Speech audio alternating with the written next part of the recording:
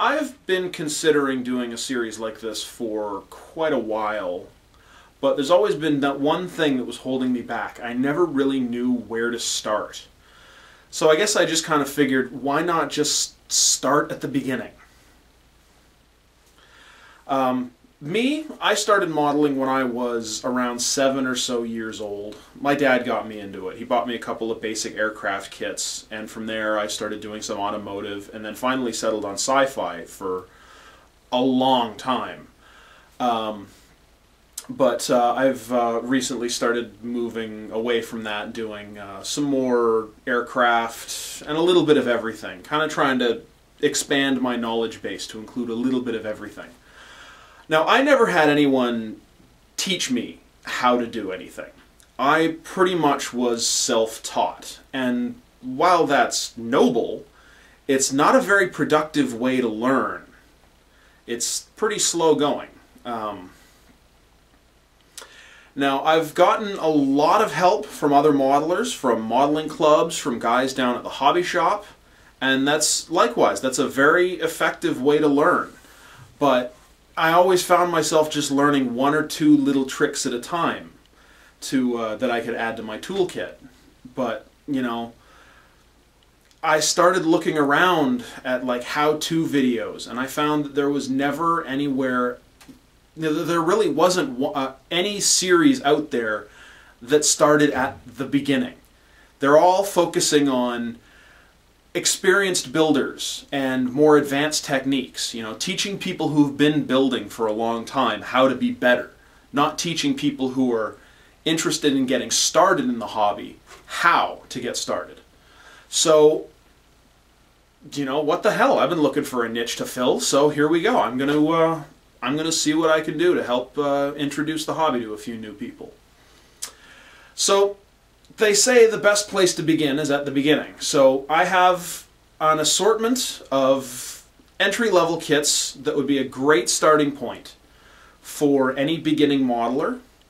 Now, that's not to say that every modeler should get started building one of these particular kits, but it's just kind of a broad array of covering a wide variety of different types of models that would be an easy place for people to jump into to begin learning how to build models more effectively.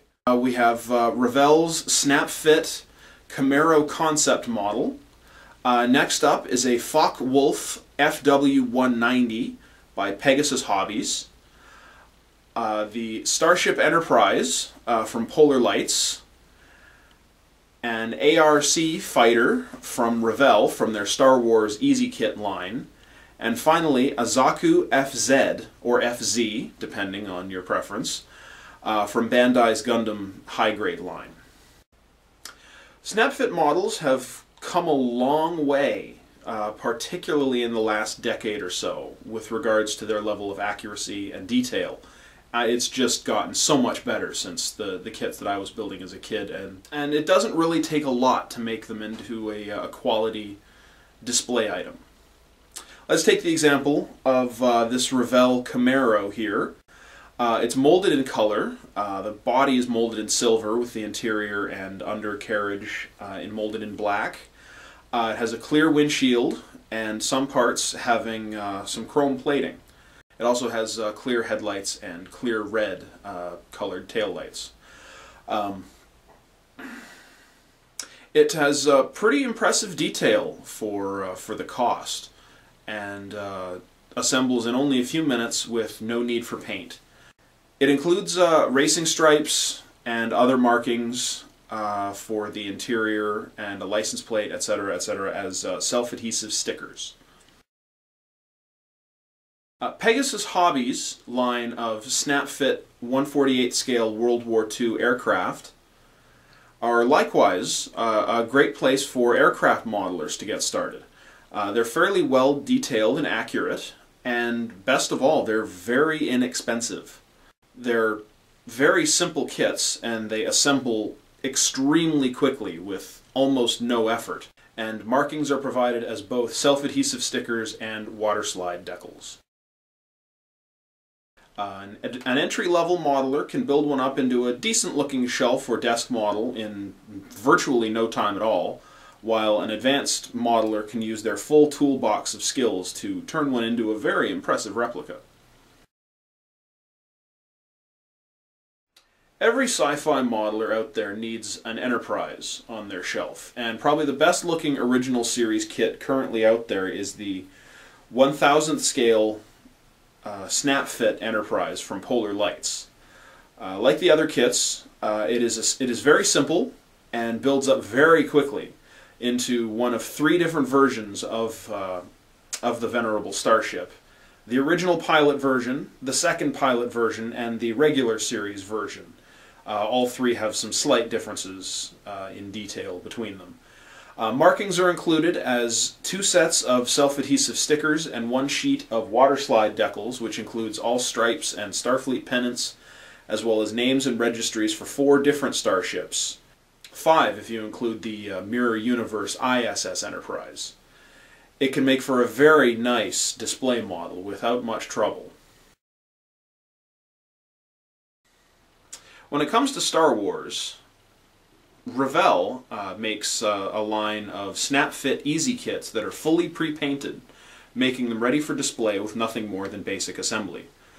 They're not quite as detailed as some of the better kits out there. The cockpit detail is generally pretty simple, typically containing little more than a seat with no control panels or anything.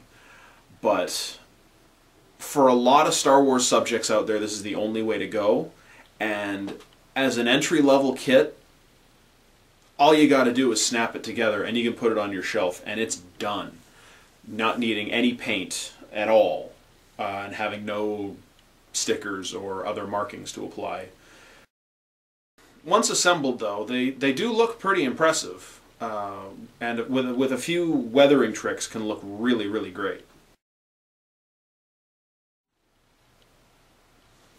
Last up, we have something a little different. I got back into modeling through Bandai's Gundam line of kits. They have been making snap-fit models of the various mecha from the various different Gundam anime series that have come down the line since 1979. And one of their hallmark features is that they have outstanding detail and very, very high accuracy to the subject matter, even at a very small scale. These are molded almost entirely in color, save for a few minor details.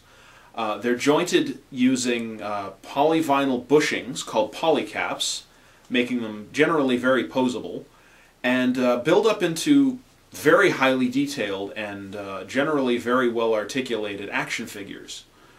Each model generally comes with an assortment of weaponry, often having spare hands with which to use said weaponry, and markings are generally provided as self-adhesive foil stickers, sometimes are as dry transfers, or the odd time might come as waterslide decals. Well, I hope this has been helpful to anyone out there who has been thinking of getting into model building. Any one of these kits that I've shown off today would be a great first step into the hobby. They generally require very few skills. Most of them don't require any paint, or at best very little. And almost no tools are required to assemble them, save for a hobby knife and a set of side cutters. Since we're on the subject of tools, though, please join me next time. And we'll talk a little bit more about some of the tools that we'll be using over the course of this series. Thank you everyone out there for watching, and happy modeling.